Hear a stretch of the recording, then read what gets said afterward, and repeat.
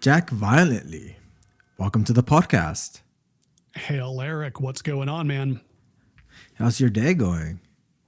It's going pretty good. It's kind of a cloudy, rainy day here in the southeast. How about for you, man? Same. Considering you're in Atlanta, right?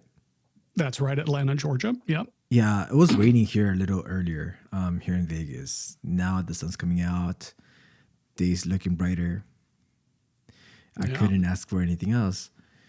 So before we begin our conversation, I just want to say that in no way, shape, or form do I endorse what we're going to speak about. But I'm definitely interested in this matter. So start from the top. Satanism. What is it? So I am the co-host of the Ave Satanas Podcast. I'm also the co-founder of the Free Society Satanists. We are a worldwide collective of anarchistic Satanism. And what Satanism is, so you have a few different versions of it, much like you have with the church. You have Catholics, you have Christians, you have Baptists. We fall under the modern satanic banner. You will have people who are called theistic Satanists, who believe that there is a literal devil and they worship him.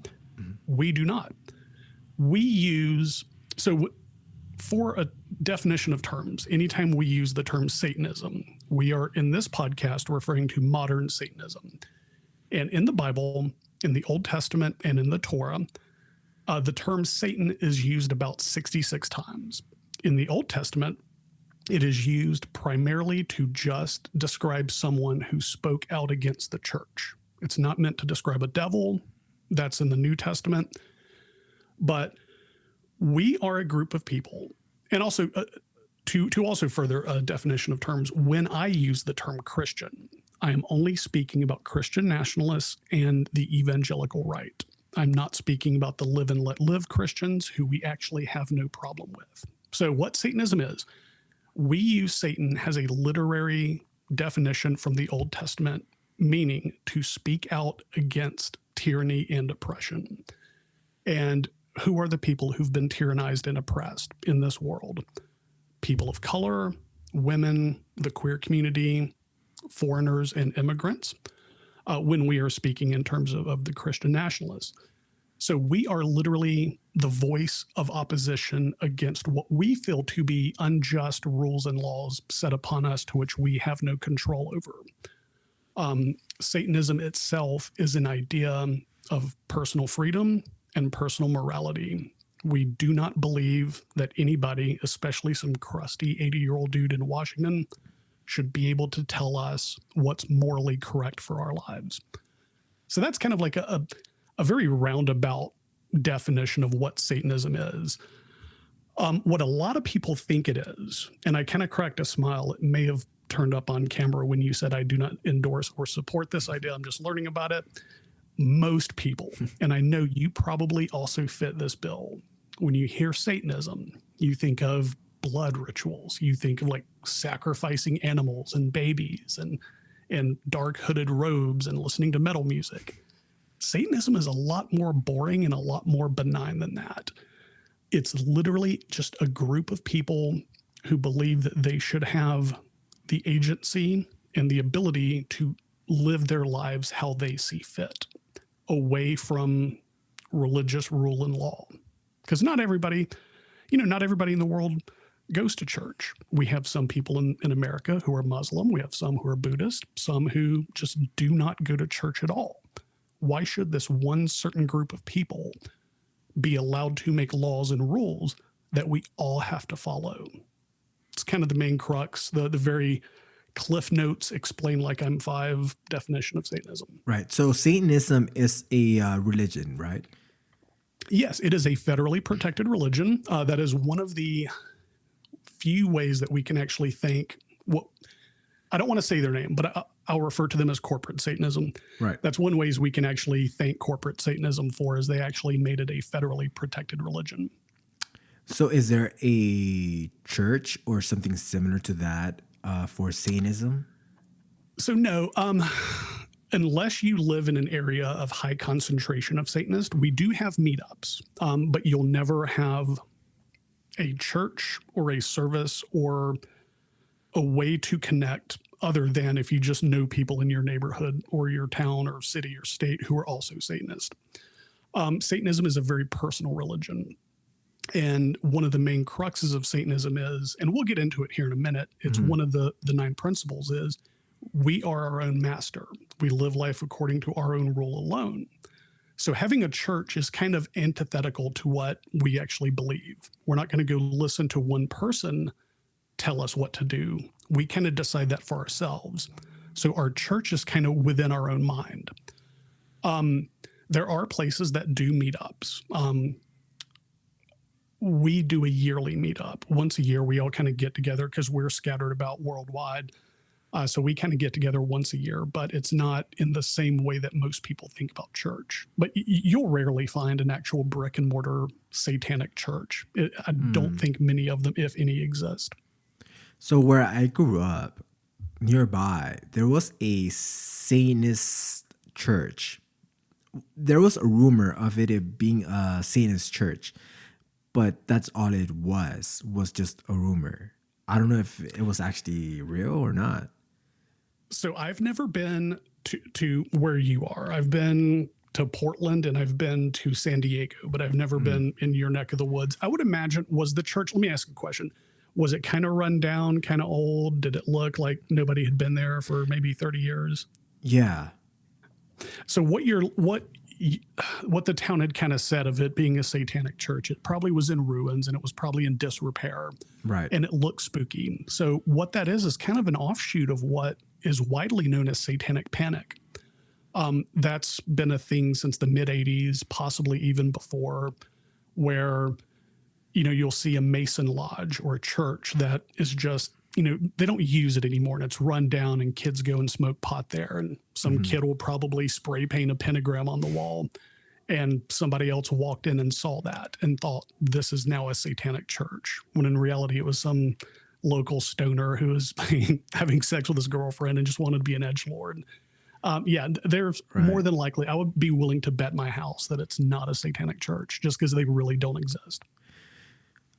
So you talked about these kids drawing pentagrams. So how common is that with Satanists? Because where I live, I'm not sure if you've heard about the Haunted Museum by Zach Bagans. Yes. So in that building, there's a pentagram in the basement, and they allude that to Satanists. So is that a possibility that there were Satanists drawing a pentagram? So I've been a Satanist by name for about 3 years. I've been a Satanist by identity and culture for about 25 years of my life. It would be hard pressed for me to think of a kid or a person who does identify as a Satanist who would want to deface something or want to put it out there. It could be. There is always the possibility for it, but just what my knowledge and my understanding of it is, it probably wasn't. Let me see. God, you mentioned Zach Bagans, the Haunted. Okay. So once again, so the pentagram, as we know it, so when I say inverted pentagram, that means the star is facing down before the cross. Now we're talking pagan times and even before that. The pentagram, where the star is pointing up, was originally the sign of Jesus. Think about this. Top of the point is his head. The 2 stars are his arms, and the bottom 2 points are his feet. So when you look at pagan and witchcraft, you'll see the upright star. That's just called a pentagram. That is actually a sign of the creator. And that was used in Norse mythology and pagan mythology, kind of before the Christian church tried to intersect it. So when you do see the pentagram and it's pointed upright like a normal star, that is actually a Christian symbol. Not many people know that. Right. And so talk to me a little bit more about how you grew up and what made you come to the realization that you wanted to practice Satanism. Yeah. So I'm 44 as of time of recording. I grew up in the church, and I grew up in a small Southern Christian, first Christian church of small Southern town. And I went there from the time that I was born until the time that I was 15. So I was a Christian and a very, I practiced it quite frequently for 15 years of my life, twice on Sundays and once on Wednesdays. We're at church 3 times a week. And growing up in the church, you make friends, as anybody does. All the kids that I grew up with, I went to elementary school, I went to middle school. This was in the 90s is kind of when I got out of it. And that was around the time that like grunge music came about. And I've always been a musician. I've been a guitar player since I was 13. One thing that I noticed happened that when grunge music broke, I started growing my hair out long and I started painting the 4 fingers, like the horn fingers. I started painting my fingernails black. And that was all that changed about me. I was still the same Christian kid that these kids and their parents knew. But once I started growing my hair out, I noticed that their parents wouldn't let me hang out with them anymore. I was being othered as a bad influence, simply for dressing different and looking different. A friend of mine in the church, he played drums, and I would always bring my guitar to his house and we would play. And one day I asked his mom, I was like, hey, do you mind if I come over, and play this weekend? No, he's going to be busy for a while. And the kid later told me, he's like, yeah, my mom won't let me hang out with you anymore. She thinks you're a bad influence on me. And I started, even as a 15-year-old kid, I kind of saw the hypocrisy of not Jesus, but of his followers. I didn't really have a bone to pick with the church at that point. It was mainly the people in the church that I now had a problem with. Mm-hmm. And even as a teenager, I thought to myself, if this is how they're going to other one of their own, what do they think about people that aren't part of them? And I started widening that scope to like foreigners, to people who may be gay or in that community. And once you, like they always say, you can't unring a bell. Once you see it, it's kind of there in the back of your head. And it would be like 6 to 8 months later after that I asked my mom, who both my mom and dad were very big in the church. They weren't deacons, but they had prominent roles. And I just told her, I was like, this isn't a place where I feel like I belong. This is what's happening to me. And my mom, for being very devout, and she still is, she had the forethought to let me not go to church anymore because she saw like the adverse reaction that it was having on me. Mm-hmm. So, yeah, so as we say Satanism, I always say that I've been a Satanist for 3 years, but I've thought about it for much longer. A lot of people, when they realize what it is, they kind of think back to their life and go, man, I've been a Satanist my whole life. It was kind of like, that was kind of the crux of what I would look back on later and go, yeah, that was the start of my satanic journey. I just didn't know what to call it. But yeah, so it's been about, at this point now, probably 27 years. Well, that's a really long time now. And you also mentioned these 9 principles. So from what I saw on your website, they're very similar to the 10 Commandments. Very much so. So much like Abrahamic religion, Catholicism, Christianity, they have the 10 Commandments.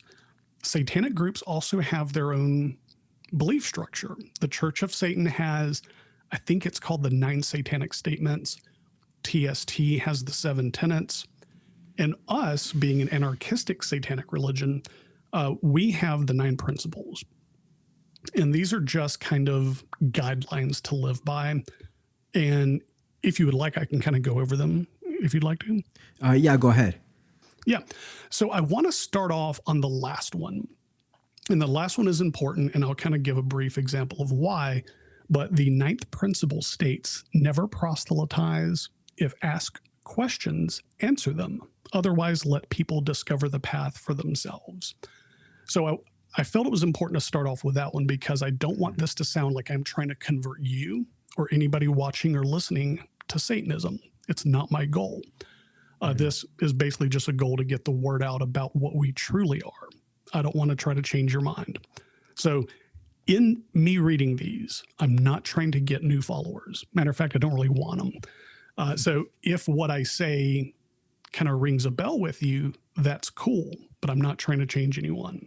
So the first principle states, and I kind of alluded to this before as well, you are your own master and shall live life according to your own will alone.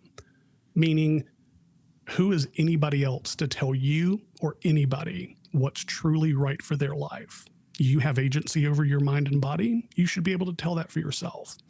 So, obviously we have rules of thou shalt not kill. Obviously, that's a great freaking rule. We're going to live by that. That's great. But it's more the nitpicky things. Oh, you can't smoke a joint. Your body's your temple. You shouldn't do that. We would say, as long as you're not making the problem, like your choice, other people's problems, do whatever you want. That's kind of where that one goes. And number 2 is show compassion and respect to yourself first and others second. If someone exploits your compassion, rescind it. So you and I, we have not met before today, but I'm going to treat you as a friend. I'm going to show you compassion. I'm going to show you empathy. I'm going to show you love. If you prove to me that you have broken that contract and you have taken this relationship and twisted it, then you're going to see wrath. But we start off every interaction with compassion, empathy, and love until it is proven that that has been kicked in our face. Then we're going to turn around and show you the other side. So, sort of like treat people the way that you would like to be treated, right? Yeah, it's just a little bit more harsh. Now, a lot of these you're going to hear sound very self-centered. That is because Satanism is a self-centered religion. We think we're our own master. We live life by our rules. So a lot of these are going to be protecting us first and others second. But yeah, that's very important. Yeah, treat others as you would want to be treated. If somebody treats you with disrespect, return the favor, kind of thing. Number 3 is logic and reason shall always prevail over superstition and dogma. Another part about Satanism is we rely heavy on the scientific method, meaning things that we can see, things that we can measure, and things that we can observe. That's what's called logic and reason. That shall always hold sway over superstition and dogma, fairy tales and superstition and stories from afar. We're always going to believe and verify what we can see. So logic and reason shall always prevail over superstition and dogma. Number 4 is respect others' boundaries lest yours be trampled underfoot. This is a good one here because let's say you come to me and you say, hey, Jack, what you just did, I don't appreciate. You need to knock that off. That's a boundary for me. If I keep disrespecting that boundary, you have and should have every right to disrespect my boundaries because I'm not treating you with respect. So therein, once again, it's looking after the self. Once you let somebody know something is a hard boundary and they keep crossing it, their boundaries don't exist either. So it's once again there to kind of protect the person. Right. Number 5, strive to live each day as your most authentic self. Now, what that means is you should never dilute who you are to appease others. And there are caveats to that. We'll get into that here in a minute. But what I mean is, let's say, you want to dye your hair green, or you want to wear, some crazy shirt, or you want to present yourself in a way that society may deem as weird. That can be anything. If somebody can't take a piece of you, they can't take all of you. So never hide who you truly are. Live your most authentic life daily. Now, the caveats to that would be, well, let's say you live in a house, you still have to live in your parents' house until you can get stuff straight. They say you can't do this. You have to kind of go along to get along in certain situations, or even at work. Obviously, some jobs won't let you paint your nails black and have a green mohawk or whatever you want to do. You kind of have to live a certain degree to their rule. But if that is not a boundary, live your life however you want to. You're the only person that can really tell you that. So there's that one. Number 6 is indulge without excess. Do what thou wilt, as long as it brings harm to no one else. So what the Bible will tell you is like your body is your temple. You shouldn't harm your temple. What we say is, hey, if you want to have an edible, you want to smoke a joint, you want to have a drink, as long as you're not making that choice other people's problems, do what you want. Like me right now, I'm having a whiskey as we have this podcast. I know that I'm not going to drive again today. So drink up. Okay, let's take a quick break right now. Okay, so we're back. My camera just died and it stopped recording in the middle of our conversation, but go on. Yeah, so we just did the seventh principle. The eighth one, no, I'm sorry, we just did the sixth. The seventh one says to treat nature and her environs with the utmost respect. And this is one you're not really going to see too much more in other satanic spaces. The reason why we did choose to add this in there is nature truly does give us life. You know, if you can, like we said, we rely on what we can see, measure, and observe. So if you take Mother Nature or you take an invisible sky daddy, who's given us the most? Plants give us oxygen. The sun feeds the plants. Mother Nature is literally giving us life. So we added that in there to not only, respect our environs, but also it's important to reconnect with nature. When possible, it's always best to get out there. Like they say, like touch grass. That's a thing that's like an internet meme these days. We kind of took that and amped it up. That is important, just to recharge your batteries, just to get your mind right for the week ahead. It is important to always kind of get out there and see the majesty of Mother Nature whenever possible. And number 8, if you wrong someone, acknowledge your mistake and work to ensure that it will never be repeated. So in the earlier principles, we have stated how this is a very self-centered religion. So like I meant, show compassion and respect to yourself first, respect others' boundaries lest yours be trampled underfoot. Why this is important is if I wrong you and I apologize to you, Christian teachings would tell you that you are to forgive me blindly, turn the other cheek. And what that's teaching me, the person who has done wrong, is that you're an easy mark. You're just going to forgive me and I can keep doing it. I didn't learn a lesson, you didn't get closure, and the cycle continues. So we put the onus of the apology on the person who did the wrong, not the person who was wronged. So let's say like I offend you, or I steal from you, or I do something. I need to come to you as a person and say, Eric, man, I realize I was wrong. I screwed up. Let me prove to you that I've learned what I did was wrong. And it may take days, weeks, sometimes months for you to see that what I'm doing is I'm working on correcting that part of me and that I'm trying to work to make myself better. And only then, once you see the steps that I've taken and the growth that I've made, would I expect an apology, or would I expect you to accept my apology? So, if you wrong somebody, work to ensure that it'll never be repeated means you have to do the work yourself. That's just making yourself a more moral person. It's showing that the person who was wronged, the person is doing the work to, like, you're always in my mind. Like, I wronged you. I need to make this right kind of thing.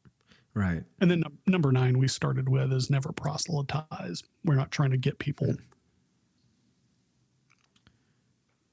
Okay, so those were the 9 principles. Yep.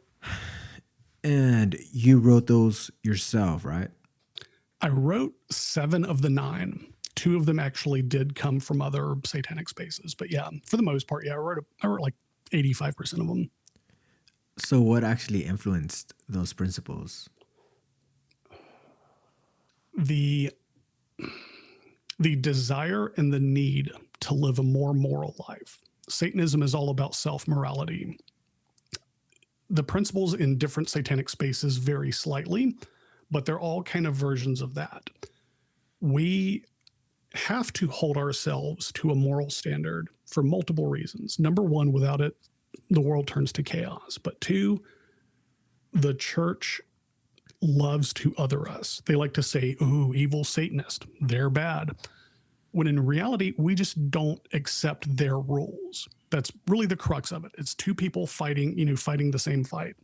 So what precipitated those principles is to show the outside world that we're just like you. We have our own code of beliefs. We have our own moral compass. It just might not look the same way that others does.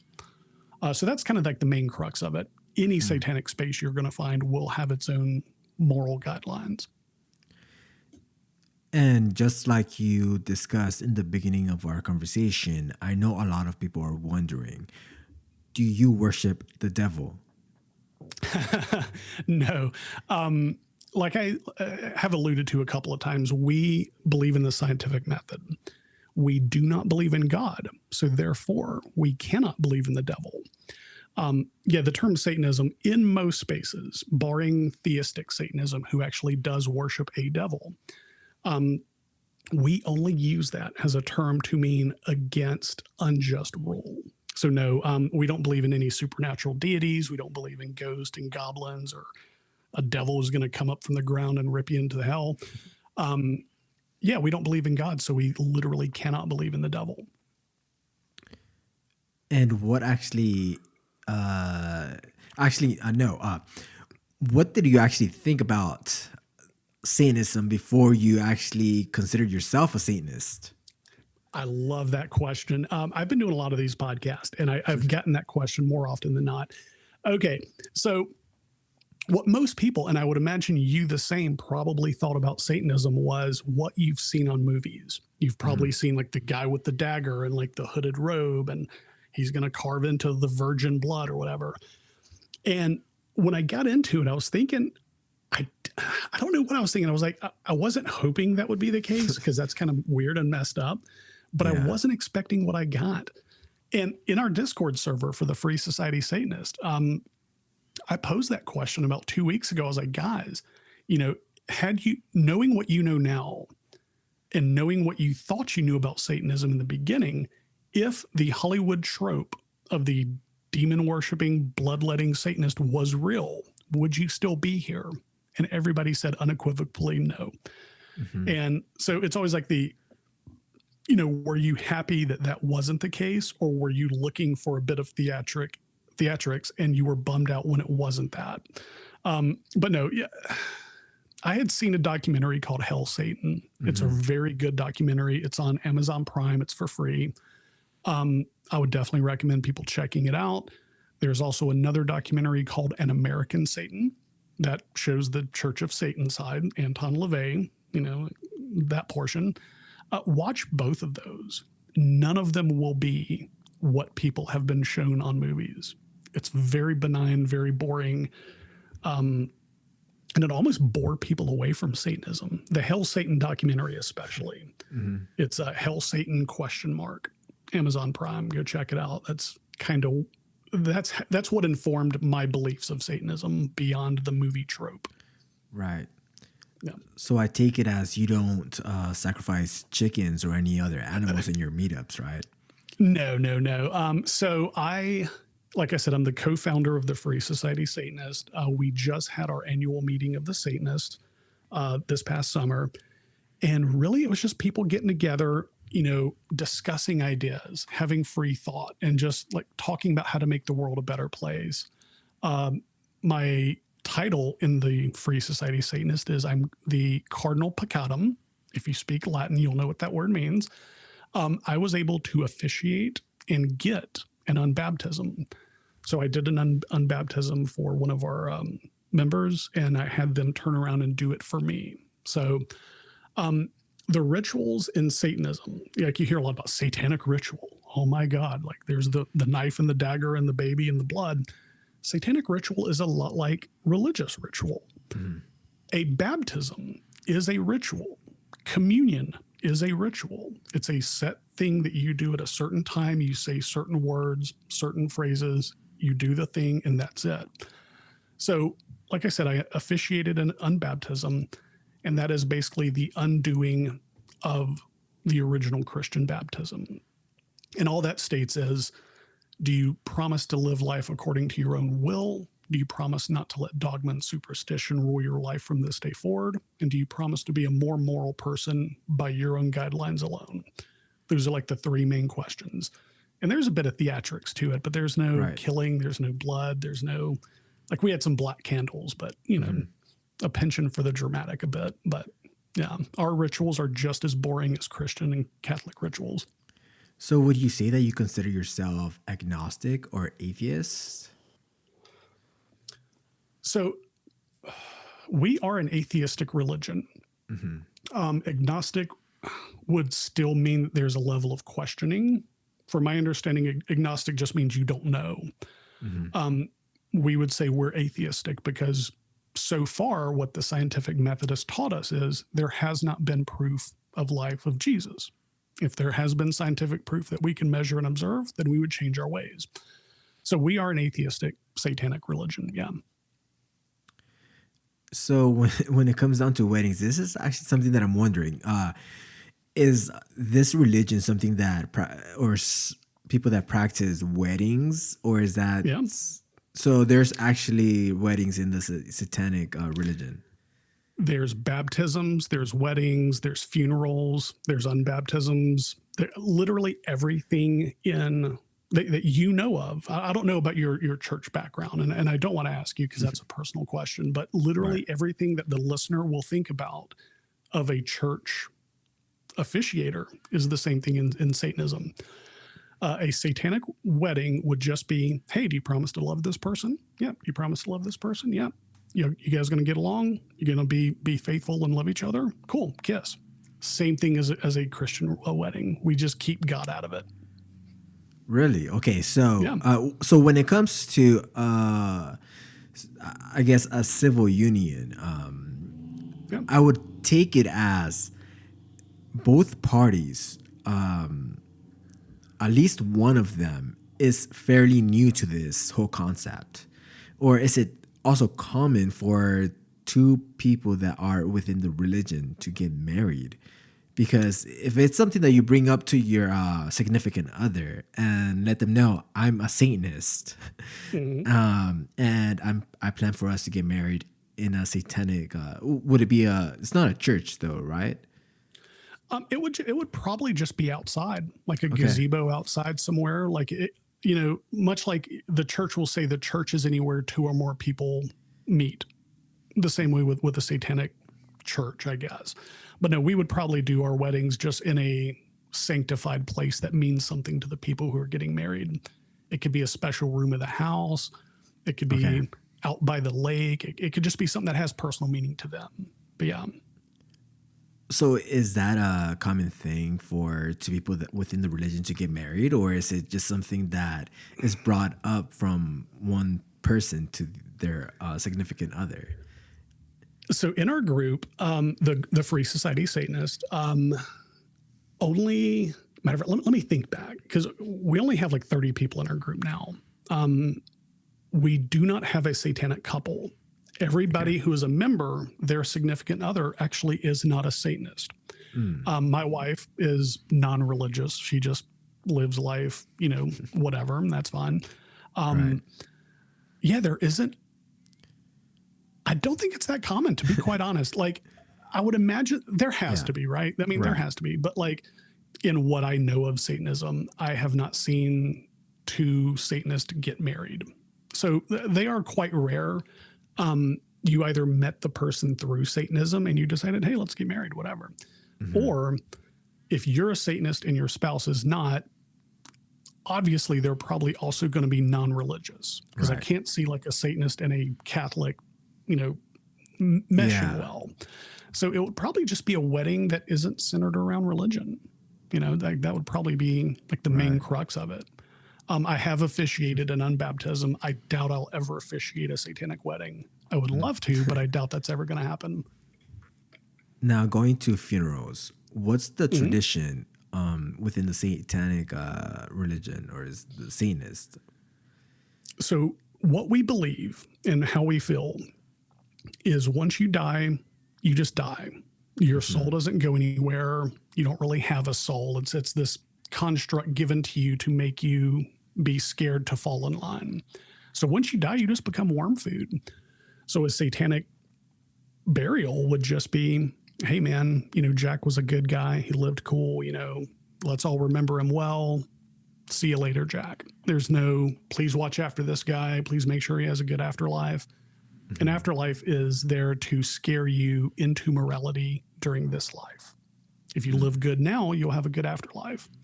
Why not just live good now? Don't worry about your afterlife. It doesn't exist. So yeah, a satanic burial would probably be like that. It would just be stories and love and laughter and reminiscing about the dead. But once we die, we just turn into worm food. So what are your personal opinions on death and remembering an individual? So we die twice. The day we die and the last day that our name is spoke. I'm sure you've probably heard that in literary terms. People have two deaths. Right. My view of death is it's inevitable. Everybody's